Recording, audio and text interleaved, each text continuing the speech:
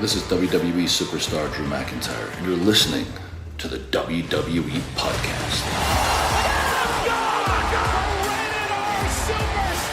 The champ is the one that everybody wants, me. It's going to WrestleMania. Claymore! Austin 316 says I just whipped your ass. This is my iron. You're going to acknowledge me.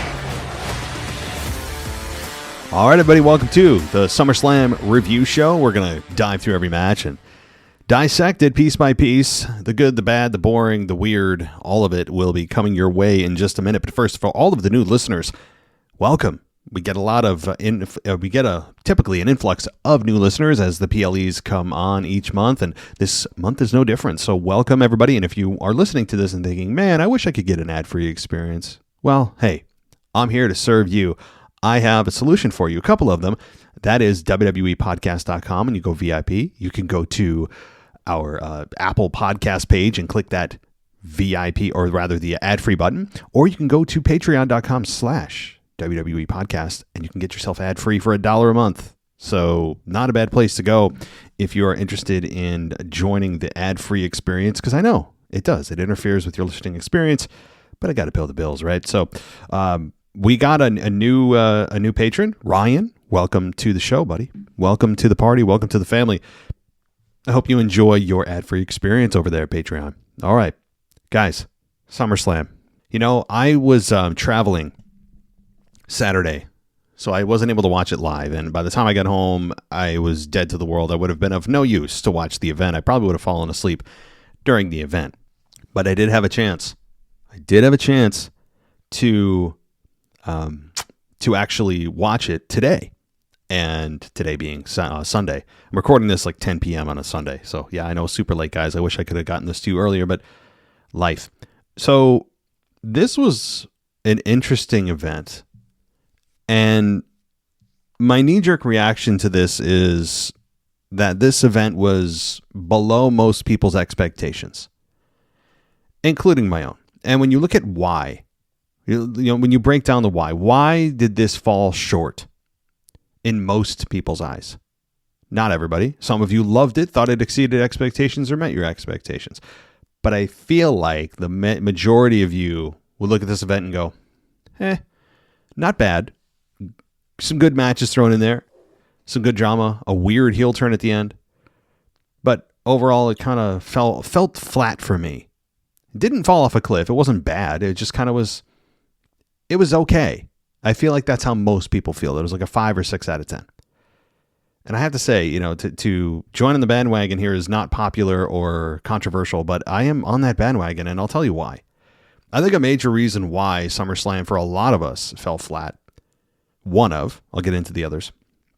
And don't get me wrong, before I jump on SummerSlam, I thought it was an okay to slightly above average show. I do.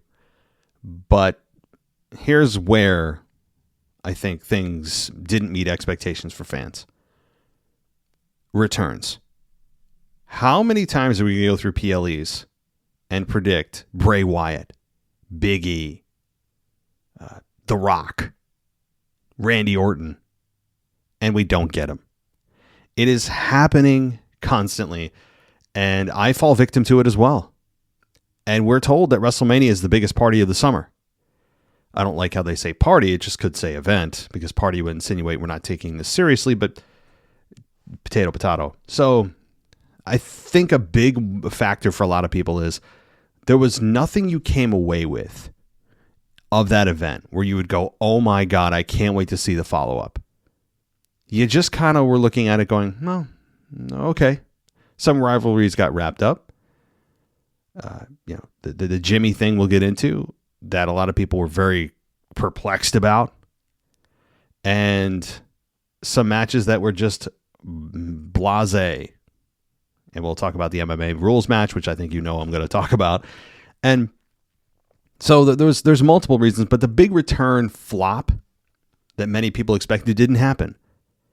And I thought for sure, I mean, I wasn't confident on The Rock, but I had thought that maybe Randy Orton or Bray Wyatt or Big E would at least be the ones to come out. One of them, one of the three, come out and make a major return, make a splash, make it so that you come away from the event going, man, I need to see the follow-up. Tell me one match in which you came out of this and going, oh my God, I need to see the follow-up. It can't be the Jimmy turn, because I'm kind of done with that version of Roman facing whoever and the intra-family stuff. I'm kind of done with it, like most of us. So you would imagine it's going to be Jimmy versus Jay. And it makes me concerned because I'm thinking back to the Hardys. Remember when Matt and Jeff Hardy faced each other and Lita was a special referee? I think that was a thing. And no one really cared to see or wanted to see the Hardys face each other. This could be one of those scenarios. This could be one of those scenarios as to, looking at the Usos going, one of the greatest, if not the greatest, tag team in WWE history, and now you're going to pit them against each other? It was like a turn for a turn's sake, where they didn't have another finish for the end of the match, and the referee bump. Did the referee actually take a bump in that match? I don't know if he did, but it was an ODQ match anyway, so it was not like the referee needed to be knocked out in order for the some kind of shenanigans to go on, because nothing would have mattered anyway if it happened in front of the referee. But it was Jimmy Uso who came out, and he was dressed in his his handkerchief and his black hooded sweatshirt, and he screwed over Jay. And I'm looking at this going, now shout out to DJ Kuzmo, one of our listeners. He had actually called one of these possibilities. Many people didn't. And I think the reason is people are looking at this going, I don't know if we want to see this. Sure, it's a bit shocking. It's a shock to the system because they've never faced each other before. They've always been on the same page. But when you look at this, you're like, do I want to see this? Now, it'll pull Jay away from Roman Reigns, you would imagine. It's going to pull Jay away from Roman Reigns, and it's going to be Jimmy versus Jay at Payback. But that leaves Roman Reigns open to, oh yeah, by the way, do nothing at Payback. That's coming. So he might defend it at Fastlane. So this is where you jump another 2 months to another title defense, and you are just padding on numbers that are certainly inflated artificially when you go these long stretches and no one else on SmackDown is even talking about the belt, trying to chase the belt, and we're told it's the most important belt on the entire roster, and yet no one's even talking about it.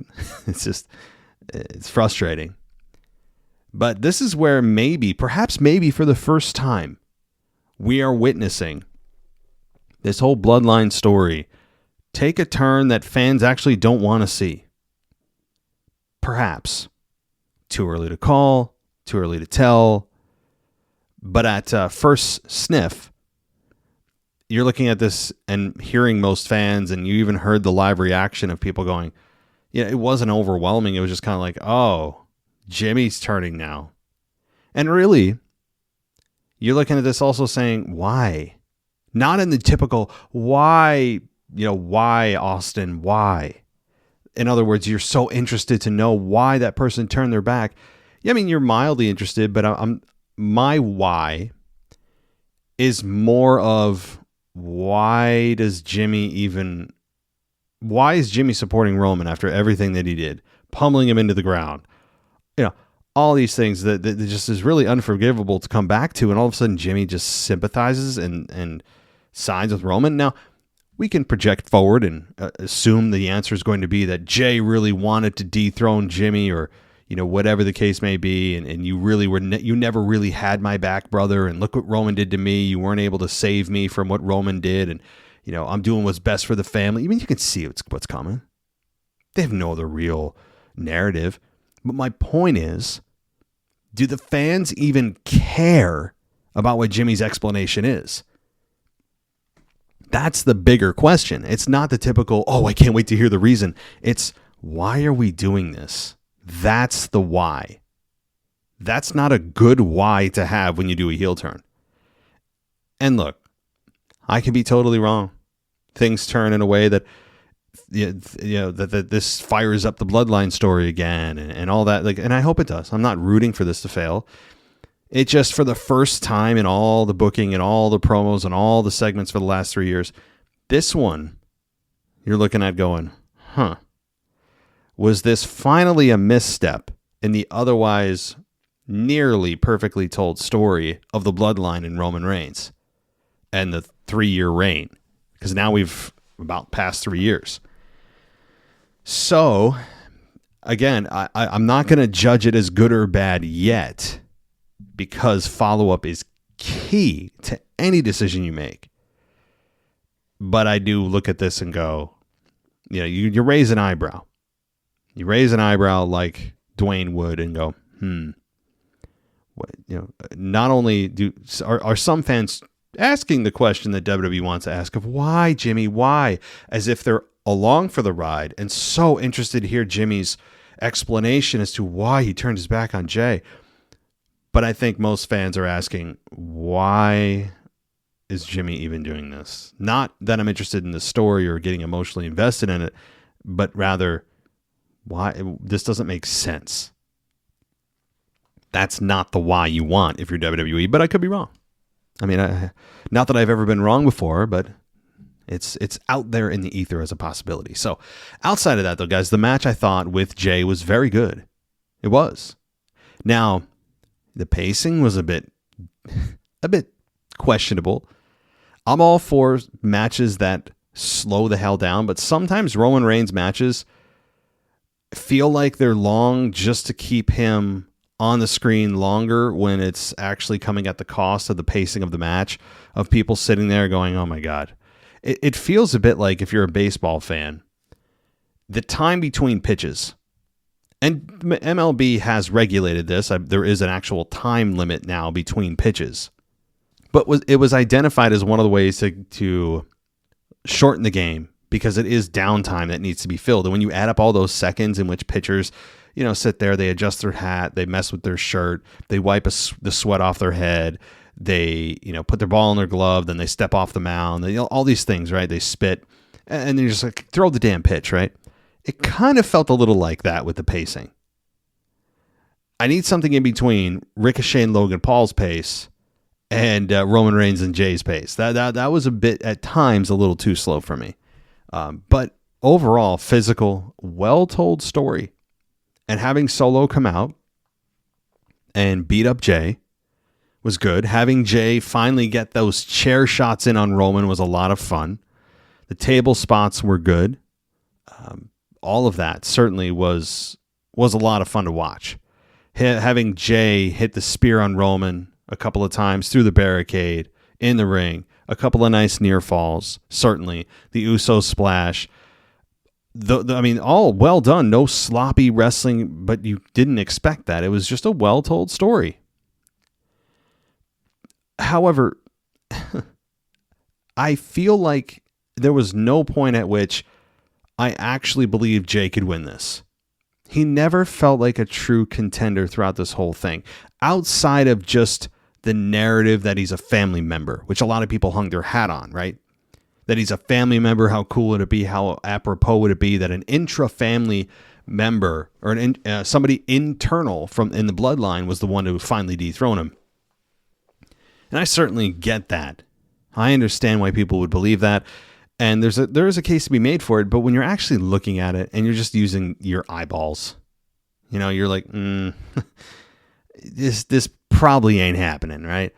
You can't tell me that Roman, or rather Jey Uso, felt like as credible of a threat as Cody Rhodes did, or Drew McIntyre did, or somebody else. Even Kevin Owens at one point felt like a true threat, or Sami Zayn more recently at the Elimination Chamber.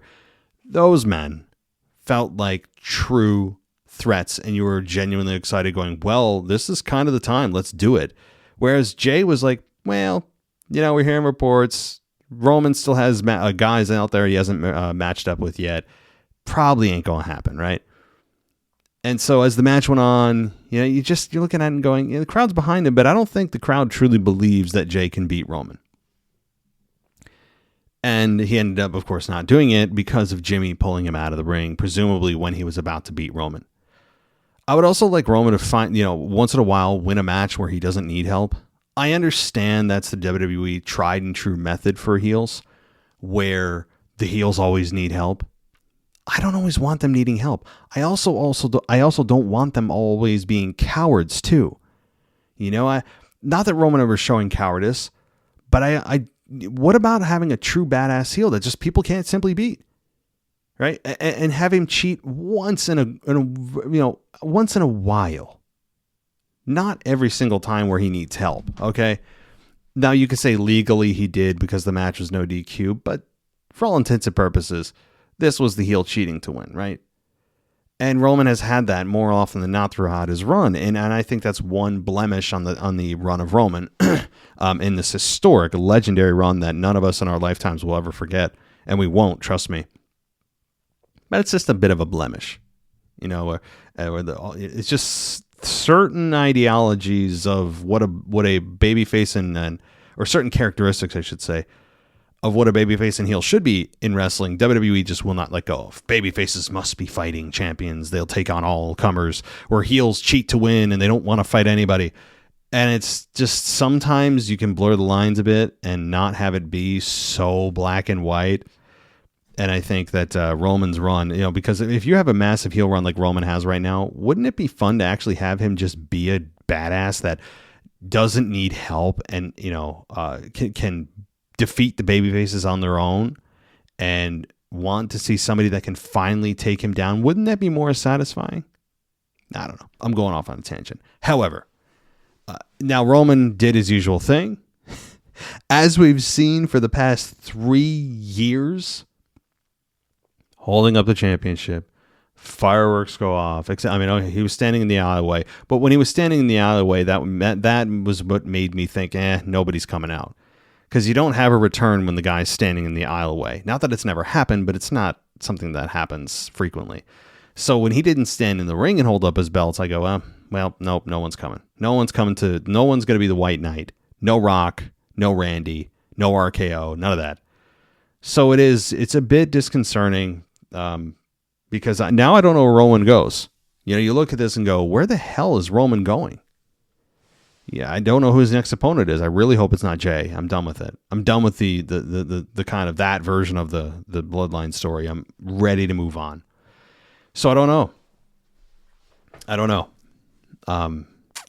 When you don't have that next big opponent lined up, it just WWE clearly didn't want it to go there yet, which tells you that Payback is not going to be a Roman Reigns show.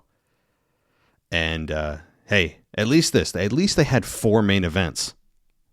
And I thought about that, and I know that you guys don't care as much about this as I do. No one cares about these little things like I do. However, the reason I hate the way that they try to tell you it's just lying to your face. There's one main event, period, end of subject. I don't care if WrestleMania is 20 nights. It's the final match of the final night. And whatever the night is, that's the last night, or if just one night, then it's the last match of the night. But I think the reason they do that is not just marketing to make it feel like a bigger event than it actually is, to kind of skew your perception. But also, they don't want to make it look like Roman Reigns has been main eventing every pay-per-view for the last 3 years. Because you could easily make that complaint. I'm not complaining about it, but someone could. And backstage, I'm sure people are thinking, oh, Roman Reigns, the main event again. Instead, they're trying to sell the fans, and I think the talent backstage of, there's 4 main events. No, there's not. I mean, anybody with 4 or 5 brain cells to rub together would look at this and go, don't insult my intelligence. The main event, as we all know, is the final match. It's just a lie. It's just a lie. They've tried to pluralize. Oh, I said that right. I think it's right. Pluralize main event when main event inherently is a singular thing. It just is. So I'm not buying into the narrative. To me, Roman Reigns, the last match, that's the main event, period. End of subject. Okay. Moving on, as many of you want me to just shut up and talk about SummerSlam, and I'm going to. So, we got Logan Paul and Ricochet. And I felt that match was a perfect way to set the tone for the pay-per-view. Excellent. It was really well done. And I give the devil his due. Logan Paul, while not perfect, should be nowhere near this good.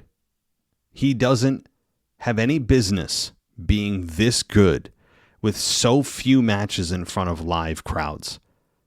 He has no business being this good. I don't care. Look, personal, professional, whatever you think about it, objectively, you cannot deny he should not be this good right now. And I was still watching with a keen eye, a very kind of weary eye that somebody would get injured, and luckily nobody did. But boy, some of the spots they did, amazing. Some of these spots they did were just, jaw-dropping. That swinging neck breaker that Ricochet did on Logan Paul, my God. The backflip into a tornado DDT, really good. The only blunder was a recoil or was it a recoil where the Ricochet, or rather Logan Paul, just did a back bump and didn't sell the, it was a code breaker basically, and Logan Paul didn't sell it perfectly. But my God, am I splitting hairs? I'm trying to search for something that was bad about this match. It's difficult to do.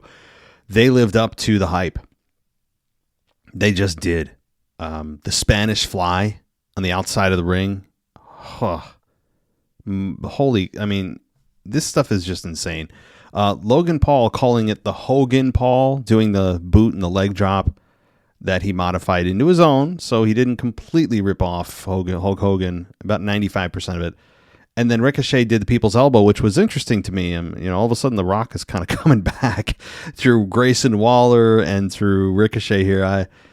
Just an interesting note. I don't think it has anything to do with The Rock, and particularly directly with this storyline, of course. But interesting to see, and I did not expect it. But the match went 18 minutes, and the finish was the 450 that landed flat back for Ricochet. He missed. And then we got somebody from the crowd or from ringside somewhere, one of Logan Paul's cronies, put brass knucks on him. I love that. Oh, brass knucks have been missed. I've greatly missed the brass knucks finish of the old William Regal finish. And having him knock out Ricochet with the brass knucks that the referee didn't see. Brilliant. And then Samantha Irving having to announce Logan Paul as the winner. And she did a good job of the facials, too, I have to say, because she didn't oversell. She didn't overreact. She just kind of sat there with quiet anger, but you could see her subtle facials and this kind of just anger being shown on her face, but it wasn't overdone. It wasn't over dramatic, and it was just well done. I know it's a small thing, but I enjoyed that. But this program, I don't think is over. That's the point of the next pay-per-view event called Payback. So I would imagine that they have a rematch. I'm thinking. But Logan Paul, who comes out of the woodwork about 5-6 times a year at this pace, who knows? Maybe they wait till Fastlane. Maybe they wait all the way to Survivor Series. I don't know. But this was a really nice match to start and set the tone for the night. One could argue, though, that it was kind of a slow decline from here, generally. And this was it was a great match, though. Good stuff from both men. Logan Paul, just the dude was like made to do this. So, all right. What's next? A lot of promos for Payback and WrestleMania 40 in Philly. That was fun to see. WrestleMania XL on the Liberty Bell. Nice logo. Let's see what else. What was the next match? We got Cody Rhodes and Brock Lesnar. I was surprised that they made this the second match. I looked at this and I said, wow, okay, I guess we're doing this. The narrative throughout the match was that they were trying to sell you is Cody doesn't ever give up. He has the heart of a lion. And the pacing of this match was similar to Jay and Roman. And it was a striking contrast, even more so because it just came off Ricochet and Logan Paul. So that's still fresh in your mind. When you see these two, you think they're moving in slow motion. But the match was good. And I thought they told a good story. From the perspective of the story they were trying to tell, I think they did a nice job telling it. That, Logan Paul, Brock Lesnar was trying to F5 Cody Rhodes and get him counted out, and Cody Rhodes continued to fight and beat counts into the ring, and just was a glutton for punishment, and Brock was looking at him kind of pitifully. Eventually Cody comes back and hit his signature moves, hit the Cody cutter, some disaster kicks, and fought back, and Lesnar was sent into the ring post, and then he finally got the ring steps and hit Brock Lesnar with it, and then Lesnar took Cody down with a Kimura lock, and then Cody eventually reached the bottom rope to break the hold, and then Cody used the Kimura on Brock, and Lesnar teased tapping out, but he eventually drove Cody into the mat, and then Lesnar hoisted up Cody for an F5, but Cody slipped out and hit Crossroads. Of course, he has to hit it 3 times, which is the one criticism about this match. Not just that, I mean, I kind of am on the train that I still am not a fan of the babyface Cody Rhodes. He feels too produced as a wrestling babyface, and he feels too pandering, which always is a massive turnoff for me. However, really good. I mean, he knows his stuff. He's a polished wrestler. It's just not my flavor. That's all. And if you don't like a certain flavor, it doesn't mean you don't respect other people that like it. And so my point is the Crossroads thing, and this has nothing to do specifically against Cody. It's just generally speaking that in this instance applies to Cody. Why should you be hitting your finish 3 times? Now, your answer could be, well, he knows it's not going to put Brock down for a 3 count. Well, how do you know? And the thing is, Cody's also done this many times before. And it's just, it diminishes the significance of your finish. Because it tells the crowd, oh, well, one's not effective enough. He's going to have to go for 3. And I'm not a fan of that. A finish is exactly what that is. It's a finishing maneuver. If you don't have faith in your finish, maybe you should change it. And actually, in Cody's case, that's a difficult finish for the receiving person to take. I mean, I haven't seen the Crossroads be sold well. I mean, more often than not, it's not. It's a difficult move to sell because there's so much torque, and you got to hit it right. And I know it's never going to change, but I don't like the Crossroads. It never looks like it affects it. Actually, most of the time it's delivered, and you guys know I'm right about this, whether you love Cody or not. Most of the time that the Crossroads is delivered, it looks like most of the damage is on Cody and not the opponent, because half the time Cody's the one taking the bump, and they're trying to sell it like the opponent's head's being spiked into the mat, and you're like, it didn't even come close, like not even close. Like, and by the way, if it's performed expertly, what are we supposed to buy into as to why this finish is so devastating? Cody's still taking a bump. I mean, so I'm not a fan of Crossroads because it's never executed well. And even when it is, you're still looking at it going, well, Cody's still bumping. Like, what? It's like, I don't know. It's not as bad as the big ending from Big E, which is probably one of the worst endings of all time, worst finishers of all time in my estimation. But Crossroads it's not an easy move to make look good or convincing to be a finish. I've said enough about that. But Cody Rhodes won. Okay, Cody Rhodes pinned Lesnar after that 3rd Crossroads, got the victory, got the that chapter of his story is complete. So we still don't know since April. I thought it was May. April. We still don't know why the hell Brock attacked Cody the night after WrestleMania. We have no idea. 0. We don't know. It's ridiculous that they just said, hey, we're going to put Brock with Cody, and we're going to say, hey, we're not going to give the crowd an answer as to why. We're just going to do it. It's lazy, insulting booking. Even if the execution of the matches are good, the storytelling has been bad. Sorry. You can't give us a basic element of storytelling? Yeah, hit the road, pal. I'm just frustrated by that. However, the matches have been executed well, and that's enough of a deodorizer for most people to go, I don't give a damn about the story. The matches have been great. Who cares? And that's good. That's you, bro. I do care about storytelling. That's what foundationally pro wrestling is built on. Okay.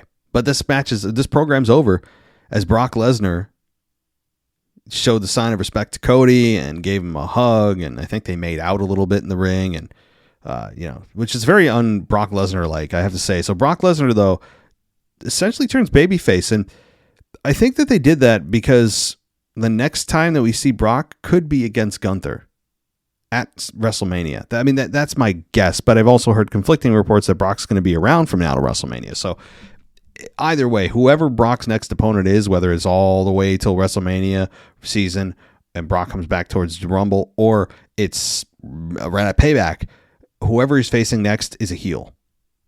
That's, to me, what this told me. And sure, they have signs of respect, and all of a sudden Cody's smiling at Brock after all he did. Ay. But it was just, I understand why they did it. I don't disagree. If you're going to end a program, end it that way to really send a message, drive it home to fans that Brock Lesnar, Cody Rhodes is finished. So it is. It's done. Good. Great. Right. All right. Let's go here. The Battle Royal. My gosh, guys. The Battle Royal. This was the third match on the card. It had Kaiser, Nakamura, Waller, Riddle, Sheamus, Butch, Holland, Cruz, Escobar. I'm not going to go through all of them, And of course, let me talk to you. Mr. LA Knight was the star of the show. Now, surprisingly, Omos came back, and he was a force to be reckoned with in the match, doing double eliminations. He looked decent in the match, as he does. And Omos, I will always continue to say this, he may not be as charismatic, or rather as technically sound as his younger and lighter, shorter counterparts, but for his size, he is good for his size. And I will continue to say that. He's never going to put on a 5-star match for you, at least how we define 5-star matches in 2023. But for his size, again, I think he is more than equipped to put on good matches. I really respect the progress Omos has made.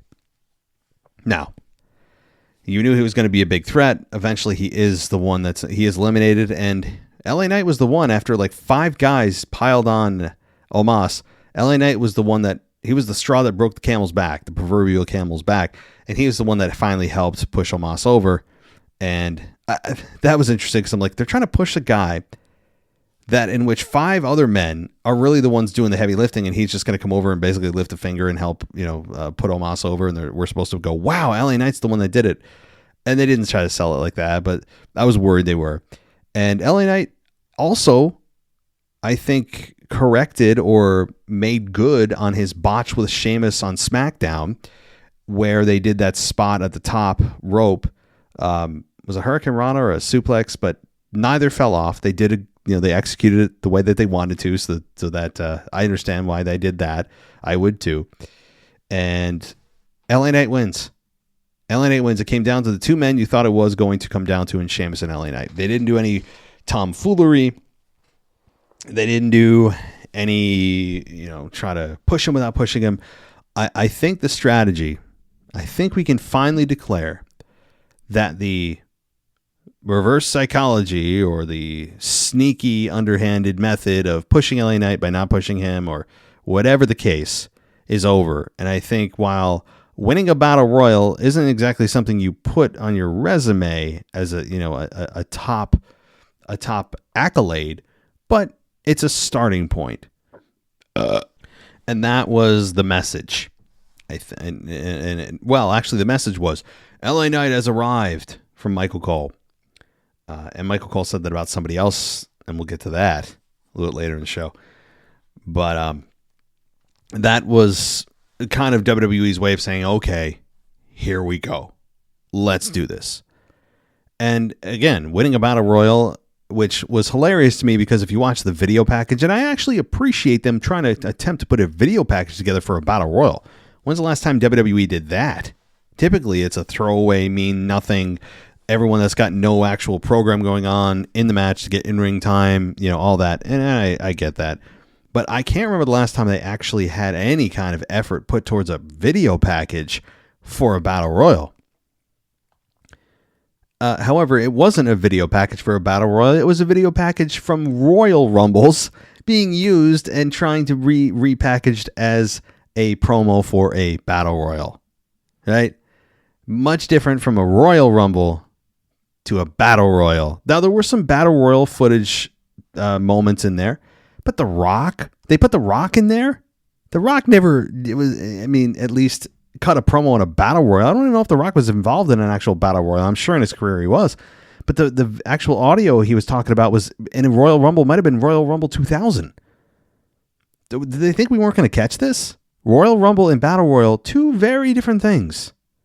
Yes, the mode of elimination is the same, but very different as to what's at stake and how the entrants come out. Very different. And anyway, I just found that funny, or I don't know what. I guess funny is the word. I'm like, this is mostly footage from Royal Rumbles. What are you talking about, right? But to their credit, I will give them that. At least they did do something to promote and make the winner of the Battle Royal have a little bit of a shine, right? So whatever. LA Knight wins. Crowd was super into LA Knight, super into it. And Michael Cole kept talking about the groundswell, and now that, the crowd reaction to LA Knight, and that the fans finally have something to sink their teeth into. All true. The WWE knows. People that look at this and say, no, WWE, they're not doing anything to push LA Knight, and they haven't been. But yet the groundswell has continued to grow, and they had no choice here but to have LA Knight win. They could not go another time. They could not have him lose again. It was time. There's really nothing at stake. You could go anywhere with this. It's a starting point. Now, where did they go? We will see. We shall see.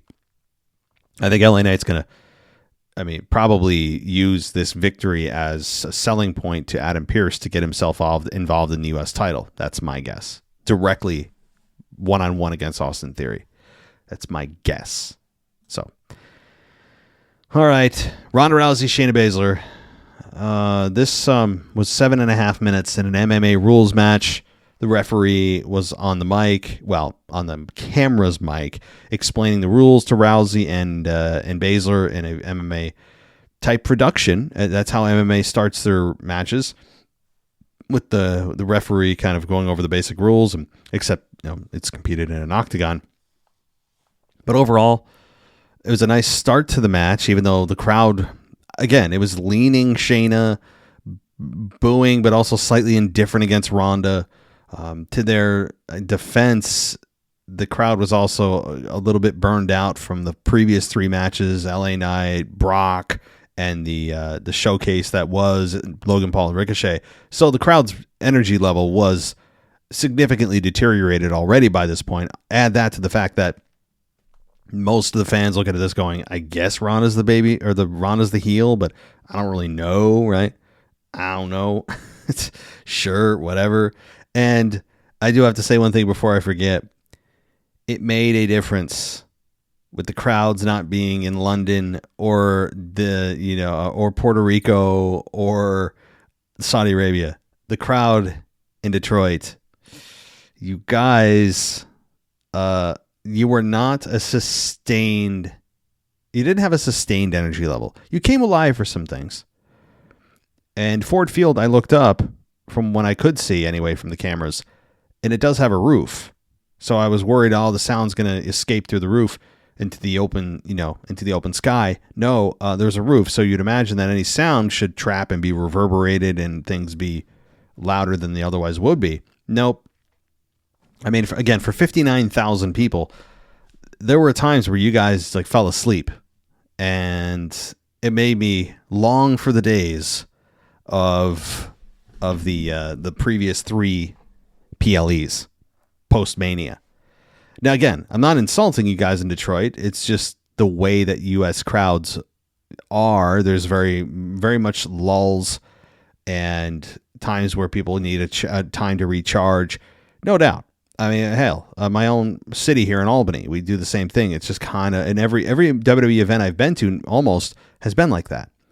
But when you go from PLEs being, you're used to now crowds going bananas for every match and every move, no energy level drop, to this, it's just a striking difference. And it does make a difference on the show and how you perceive the show too. It just did. So, all right, back to the match. It was okay. and I might be being generous here, it wasn't disastrous. It wasn't embarrassing. It was just people looking at this going, I don't know if I really care who wins this. I really think that's how people viewed this. Again, not embarrassing. Effort was there by both women. I think they executed the MMA rules stipulation the best that they possibly could have, given it's in a WWE ring. So the kicks and the punches and the kick, though, by Shayna on Ronda looked brutal. I don't know how you fake that one. It was either, the best kick of all time or she made some contact. So that kick to Ronda was really well done. The fact that Michael Cole pointed out that Ronda has never tapped gloves with anyone in her career was, I enjoyed that little tidbit by Michael Cole. And Ronda losing here after Shayna made her pass out, it was a technical submission, was the right call. Ronda looked a little bit disheveled after the loss. She looked like she wanted to go back into her hole, and wherever she came when she went to the Holly Holm depression, it looked like that's where she wanted to go back to. So perhaps she will be. I mean, I really don't know if people are going to cry that Ronda Rousey goes away, or maybe that is it for Ronda, whatever her contract is saying. But this match was definitely a kind of a snack break. And the reason is simply because the characters the crowd is not emotionally invested in the characters. They just aren't. And this pairing didn't make it any easier because Ronda's inherently unlikable. Shayna is the one that actually they portrayed to try to be the heel at the beginning. And I don't know if she's ever been a babyface in her main roster career. So the fans were just like, I don't know what to do here. They told a good story in the video packages, but even after the video packages last week, you're looking at it going, cool, I know the backstory. But who do I cheer for again? What am I supposed to do? It was still kind of an indifference. So, all right, let's keep going here. Only a match or two left. We've got Seth Rollins, Finn Balor. And, no, my bad. Gunther and Drew McIntyre for the IC title. Physical as hell, as you'd imagine. Physical as hell. McIntyre setting up to the Claymore a couple of times. Gunther saw it coming. Gunther and his drop kicks. I think some of those drop kicks, I think one of them was supposed to be or was Drew McIntyre's Claymore. And I think Michael Cole labeled it as a Claymore or a drop kick when in fact I think Gunther meant it to be a Claymore. Anyway, this match was, again, both men's chests are brutal this morning, I'm sure. The effort was there. I think the standard was unfairly placed on this match to meet WrestleMania quality standards. And I don't think they met WrestleMania quality, but it was certainly main event quality. If they put this on as the main event, I would have been like, okay. Like, in some respects, I would have liked it to go on last. But it was pretty apparent when they brought up the Honky Tonk Man that Gunther's only 32, now 31, days away from beating that record and being able to claim he is the longest running Intercontinental Heavyweight Champion of all time. You knew immediately, you're going, that belt's not going anywhere. They have an opportunity to crack that. They're not going to touch that, right? They're not going to touch Gunther right now. So we had Gunther beat Drew. I think this was absolutely the right call. Absolutely the right call. So 32 days, though, guys. That puts you past Payback. So there's zero chance that Gunther loses at Payback if he's defending his title. So the next time he could is at Fastlane in October. If that's where they want to go, just to get Gunther over the hump, be able to have him claim that he's the longest running IC title. And I mean, maybe he loses it at Survivor Series. And then he goes on to face Brock Lesnar at WrestleMania 40, which is the rumored match right now. But before we get to that, again, this match with McIntyre, I can't complain about it in the least. This is about almost a 14-minute match, and it was Gunther. And here's the most important part. Winning clean over McIntyre. It was the right move. No doubt about it. And having Gunther hit the top rope splash, but then he followed up with a lariat and a powerbomb, stacked him up, win. I enjoyed the match. It didn't blow me away, but I sat there and go, I'm engaged, right? I'm engaged. These two men are beating the hell out of each other. Both men are established stars. Gunther is on his way to being a world champion in the next year or two, depending on Roman and, of course, what brand he's on and all that. But Gunther's on his way, well on his way. So I'm excited for his career. And this isn't hurting Drew in the least. Not in the least. All right. What do we got next? Seth and Finn. Okay. Let me say that I really do enjoy Michael Cole. I think he is an unsung hero. Corey Graves said he's the GOAT, the greatest of all time. I don't know if he's ever heard of the name Jim Ross. But Jim Ross, I mean, everyone's got their own. Of course, opinions are subjective. That's what they are. But I'm just like, okay, Cole's good. He's very good. But really, he's better than Jim Ross? At least in his heyday. Anyway, I give Cole all the credit in the world. He is on his game most of the time. He knows that he inserts things. It's like you can tell he does his damn homework.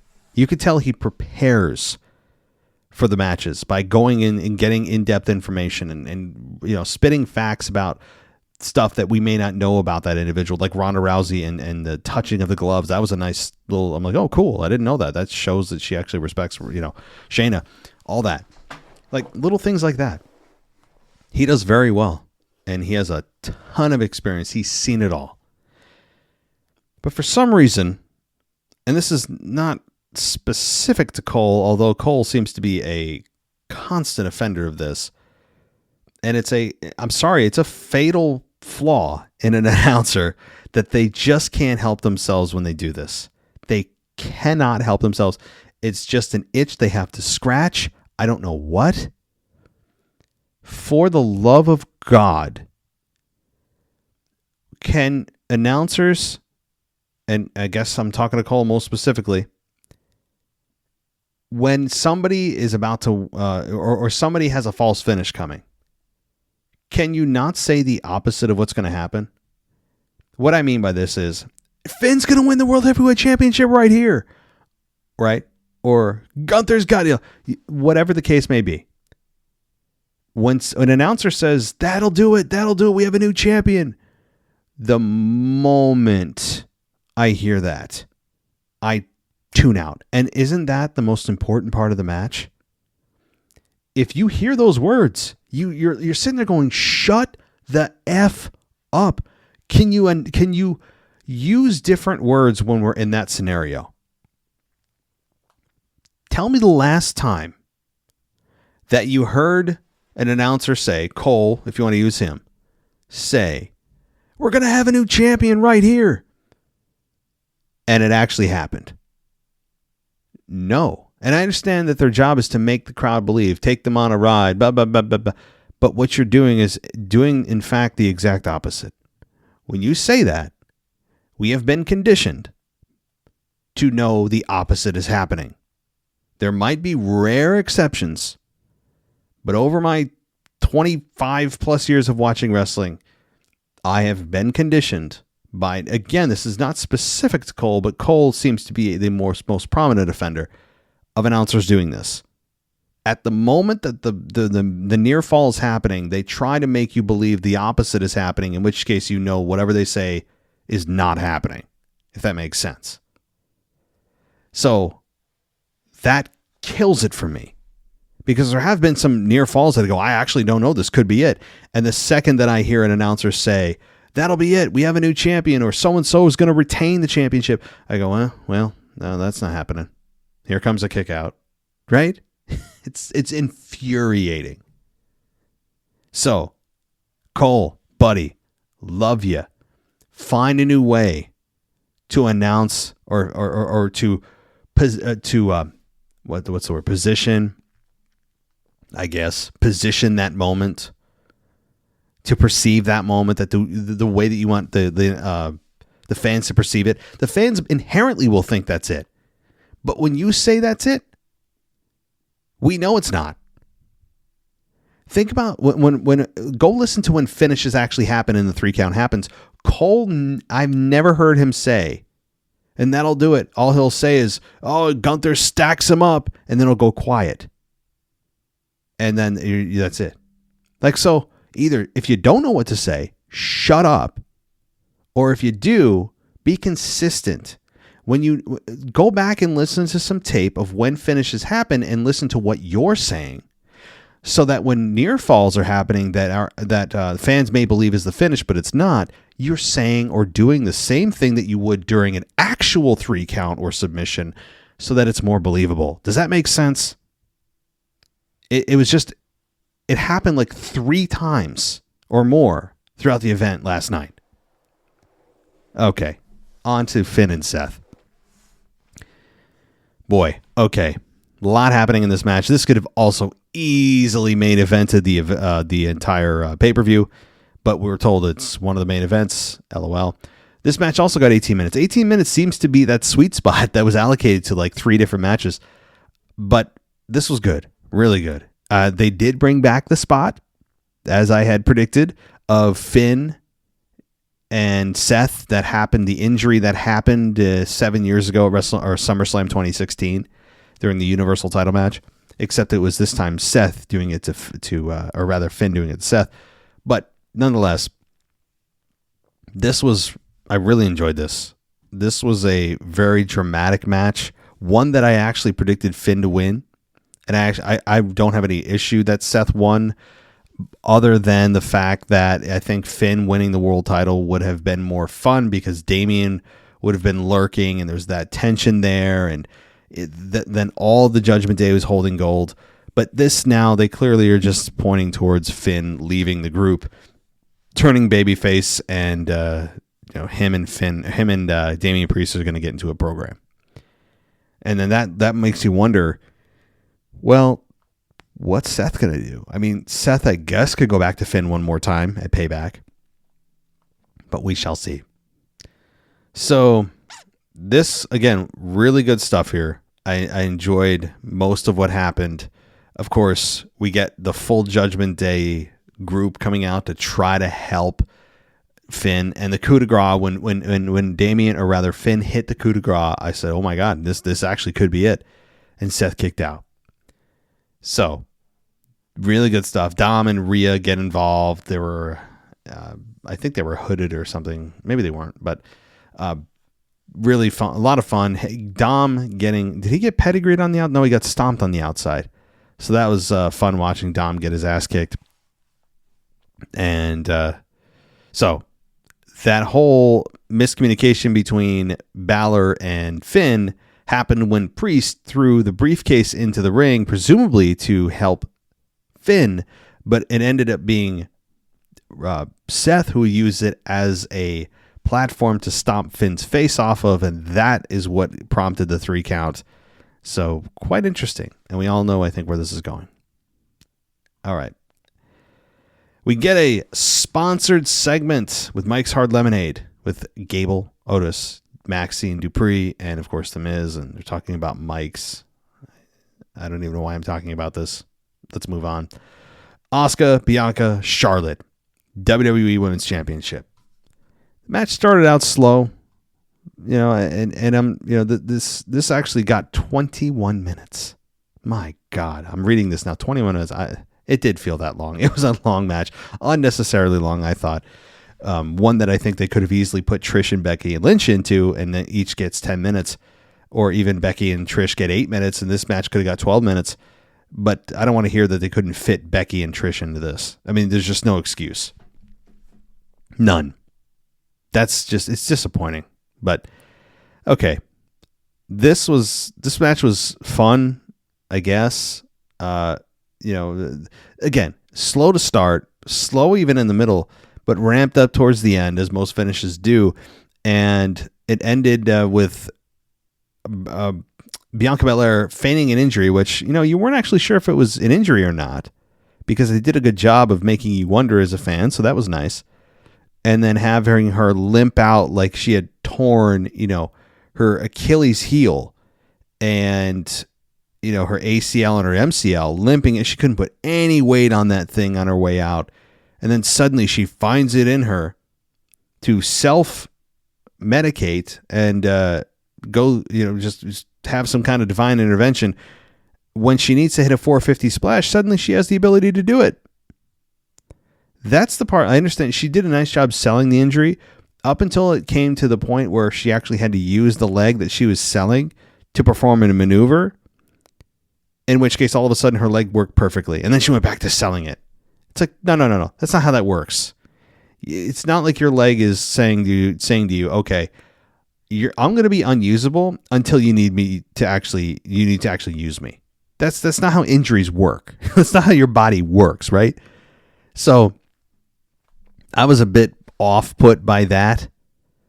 However, Bianca Belair did get the victory. Asuka sprayed the mist in Charlotte's face. Roll up 1, 2, 3. Blah blah blah blah. We got a new WWE Women's Champion in Bianca Belair. That didn't last long though, because, as many people predicted, since the WWE can't keep the briefcase on the women for more than 5 seconds, is Io Sky cashing in. Bayley went on a tear, hitting everyone with the briefcase. I enjoyed that. That was a nice version of Bayley. And having Io Sky versus Bianca Belair, she beats Bianca Belair, becomes the new WWE Women's Champion. Crowd went crazy, as they should have, because no one wants to see Bianca Belair as champion again, at least not at this point. And Bayley did not turn on Io. So that turn that we were all waiting for didn't happen. It just didn't, and they're waiting on that, and Io got a great pop. Just an enormous pop. It was well deserved. It was really fun to hear the crowd get behind her, and I also think it was, let's change it up, right? It doesn't need to be the same few women that are trading the belt back and forth. Let's give it to somebody that is a fresh face and is in a group that honestly I thought they were actually dead. I didn't know they were still a group. Corey Graves pointed out that they actually debuted a year ago, and a year later, here they are. And Dakota Kai came out, and she had been injured. I don't know if she's still injured and just made a cameo, but seeing them all together, it was a feel-good moment. The crowd loved it. The crowd absolutely dug this, and they should have. Io Sky is champion. So, all right. This is pretty much it, because I already covered the main event. So overall, everybody, again, if I was to rate this, I'd give it a 6 out of 10, this event. No big returns did hurt, just because there were lofty expectations here. It felt kind of just like a B pay-per-view, except the B pay-per-views actually overperformed, where the big event, that is their WrestleMania of the Summer and Stadium show now, they just kind of made it a ho-hum, slightly above average show. I mean, it felt like a SmackDown on steroids. It wasn't as, I don't know. I'm not trying to crap on SummerSlam, but after the last 3 PLEs post-Mania, you hear the crowd reactions, just deafening crowd reactions to everything. Everyone overperformed. The matches exceeded. All that. And then all of a sudden, SummerSlam happens, and you're just like, oh, all right, well, that was okay. And you're looking forward to just seeing what happens next, because it feels like everyone's at a crossroads right now, no pun intended. Cody's moving on to something different. Io Sky is going to find a new opponent. LA Knight is the starting point. You don't know who his first real opponent's going to be. Maybe Austin Theory. The Jey Uso Roman Reigns thing is done. Now Jimmy and Jay apparently are going to fight, if anyone cares about that. And so you have a lot going on. And you also have to finish up Trish and Becky, which is perplexing they didn't put this on the event. I think it would have really helped, actually. So there's a lot. There's a lot here. Logan Paul and Ricochet, probably one of the few that are continuing their program, and maybe through Payback. So, all right. That'll do it for my show, guys. Continue to support me if you like, and give us a 5-star rating. Go to patreon.com/WWE podcast. Go to wwepodcast.com. Go VIP there if you want ad-free. And Apple Podcasts is a great way, guys. Great way in Apple Podcasts to subscribe and go ad-free there. The button's right there. You can't miss it. So, all right. thank you guys for listening. I really appreciate it. I'll be back tomorrow night with Mr. Anthony DeMarco to cover a little bit of SummerSlam, get his thoughts and takes, and then it'll be just a normal week as we get closer and closer to Payback. That's our next stop. So thanks everybody for listening. Take care. I'll talk to you next time. Thanks for listening to the WWE Podcast. Don't forget to subscribe on your favorite podcast app so you don't miss a show, or head to WWEpodcast.com. And for all of these shows ad-free, head over to patreon.com/WWE Podcast. Until then, we'll see you next time.